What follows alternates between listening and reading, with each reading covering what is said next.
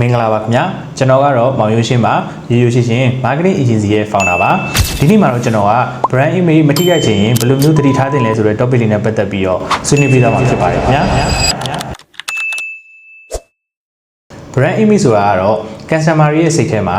ကိုယ့်ရဲ့ထုတ်ကုန်ဒါမှမဟုတ်ကိုယ့်ရဲ့လုပ်ငန်းကိုဘယ်လိုထင်တယ်လဲဆိုတဲ့ထင်မြင်ယူဆပုံကိုရည်ညွှန်းပါတယ် brand image ကောင်းမှသာသုံးစွဲသူတွေရဲ့ယုံကြည်မှုရရှိပြီးတော့ရေရှည်ရက်တည်နိုင်မှာဖြစ်လို့ brand image ဟာတရားရာခိုင်နှုန်းအရေးပါတယ်လို့လည်းပြောလို့ရပါတယ်ခင်ဗျာ brand image မထိခိုက်ချင်ရင်ပထမဆုံးအနေနဲ့ကိုယ့် brand ရဲ့တန်ဖိုးကိုအမြဲတမ်းဦးစားပေးပါဒါကဘာကိုပြောတာလဲဆိုတော့ကိုယ့် product ရဲ့အရည်အသွေးဝန်ဆောင်မှုနဲ့စစ်မှန်မှုစတာတွေပြောတာပါ product ကို quality control အမြဲလုပ်နိုင်ဖို့ဝန်ဆောင်မှုကောင်းမှုနဲ့စစ်မှန်တဲ့ကုန်ပစ္စည်းစစ်မှန်တဲ့ဝန်ဆောင်မှုတွေကိုသာ customer တွေစီပေးတင်ပါတယ်ဒုတိယအနေနဲ့ brand တာဝန်ရှိသူတွေရဲ့ပြုမှုပြောဆိုမှုတွေကိုဂရုစိုက်ပါ social media မှာပဲဖြစ်ဖြစ်